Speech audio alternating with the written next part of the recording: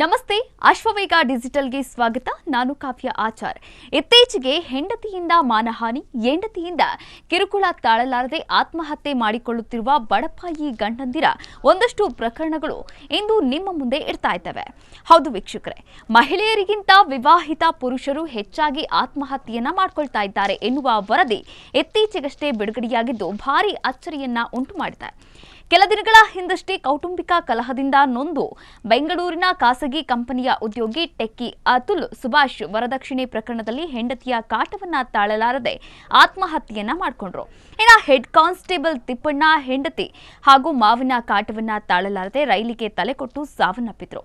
ಇನ್ನು ಬೆಂಗಳೂರಿನಲ್ಲಿ ಗಾರೆ ಕೆಲಸದ ಜೊತೆಗೆ ಕ್ರಿಕೆಟ್ ಆಟಗಾರನಾಗಿ ಗುರುತಿಸಿಕೊಂಡಿದ್ದ ಬಾಲರಾಜ್ ಎಂಬ ವ್ಯಕ್ತಿ ಹೆಂಡತಿಯ ಹೆಸರನ್ನ ಉಲ್ಲೇಖಿಸಿ ಡೆತ್ ನೋಟ್ ಅನ್ನ ಬರೆದು ಸಾವನ್ನಪ್ಪಿದ್ದಾರೆ ಎನ್ನುವ ಪ್ರಕರಣ ಭಾರಿ ಸದ್ದು ಮಾಡಿತ್ತು. ಇದೇ ಮೊದಲಲ್ಲ, ವಿವಾಹಿತ ಪುರುಷರು ಆತ್ಮಹತ್ಯೆ ಮಾಡಿಕೊಂಡಂತಹ ಹಲವು ಪ್ರಕರಣಗಳು ಈ ಹಿಂದೆಯೂ ಕೂಡ ನಡೆದಿವೆ. ಇನ್ನು ವಿವಾಹಿತ ಮಹಿಳೆಯರಿಗೆ ಹೋಲಿಕೆ ಮಾಡಿದ್ರೆ ವಿವಾಹಿತ ಪುರುಷರೇ ಆತ್ಮಹತ್ಯೆ ಹೆಚ್ಚು ಶರಣಾಗ್ತಾ ಇದ್ದಾರೆ ಎಂಬುದನ್ನ ಹಲವು ವರದಿಗಳು ಕೂಡ ತಿಳಿಸಿವೆ.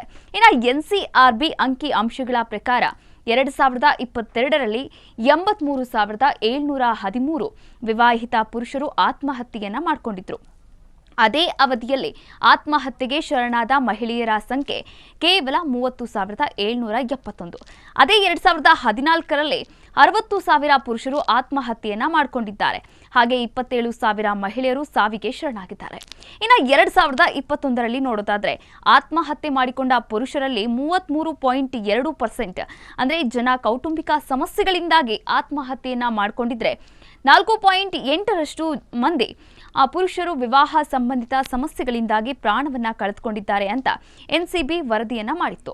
ಇದರ ಜೊತೆಗೆ ಮಹಾರಾಷ್ಟ್ರ, ತಮಿಳುನಾಡು ಹಾಗೆ ಮಧ್ಯಪ್ರದೇಶ, ಕರ್ನಾಟಕ ಮತ್ತು ಪಶ್ಚಿಮ ಬಂಗಾಳ ಈ 5 ರಾಜ್ಯಗಳಲ್ಲಿ ಆತ್ಮಹತ್ಯೆಯ ಪ್ರಕರಣಗಳು ಹೆಚ್ಚಿವೆ ಎಂದು ವರದಿಗಳು ಕೂಡ ತಿಳಿಸಿವೆ.